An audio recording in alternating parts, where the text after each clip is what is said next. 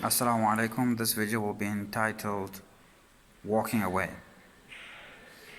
Now, recently I've come across, a few people who, in the heat of the moment, or when they are offended by something, or when they get angry, they decide simply just to walk away. Okay, based on that anger, and based on their emotion.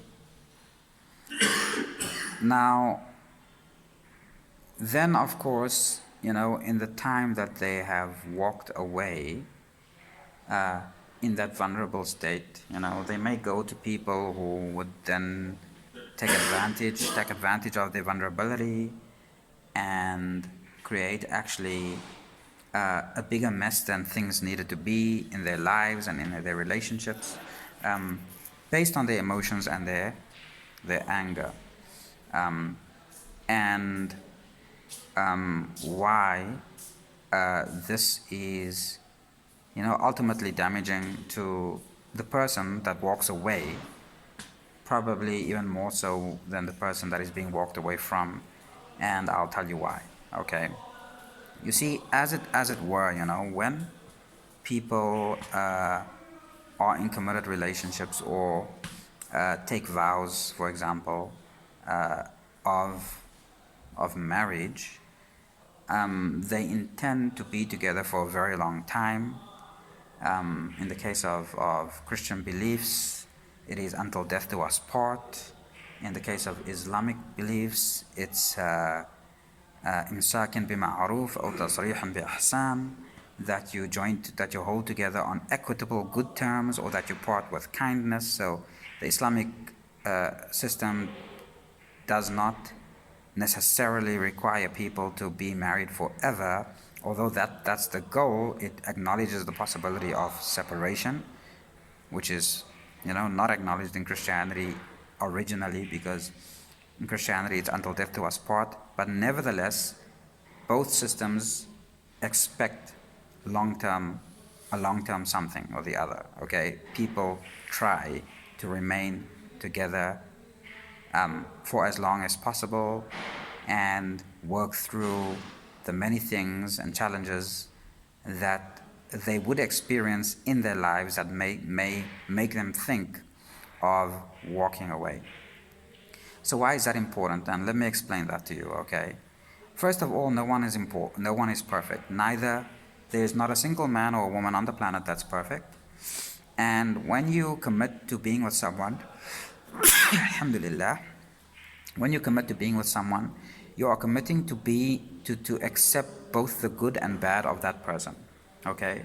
So you don't commit to being with a person because of how much you like the good of the person. Okay? You commit to being with a person because of how much you like the good of the person, and with a willingness to accept the bad of the person, the things you don't like about that person. That is the meaning of commitment. And the reason why that is important, essentially, is because it creates prosperity in life, since people feel generally secure within their committed married relationships.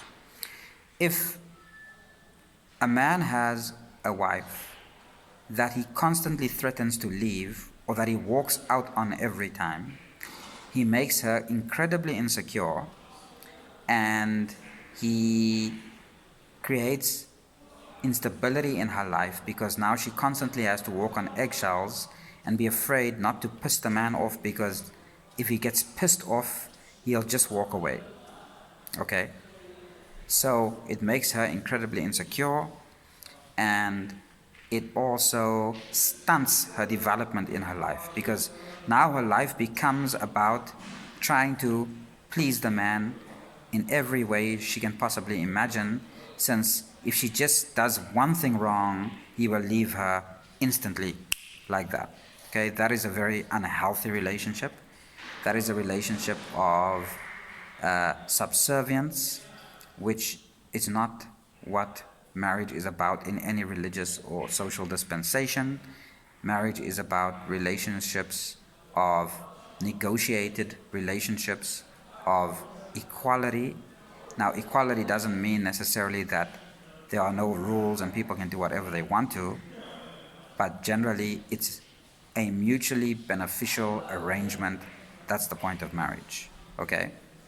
Now, if you are with a partner who threatens to leave with every turn of event or just walks out at any time, then that is an abusive relationship, because you will not have peace of mind in the relationship, because the possibility of this person walking away just at any point of time causes great instability in your life.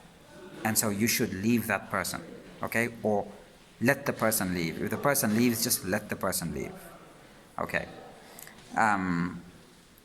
What should happen and why God made marriage is that people, when they commit to a marriage, okay, they agree essentially to work through each other's bullshit, because everyone has got problems.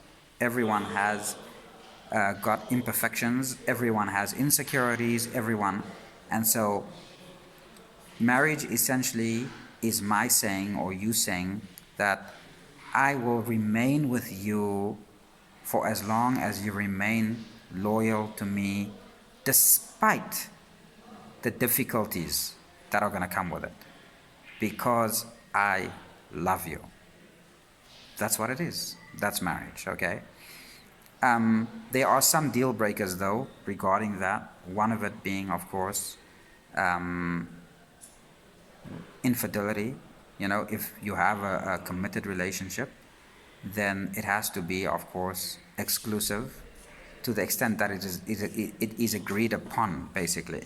So when people get married, you know, they should let each other know from the start what the deal breakers are, you know.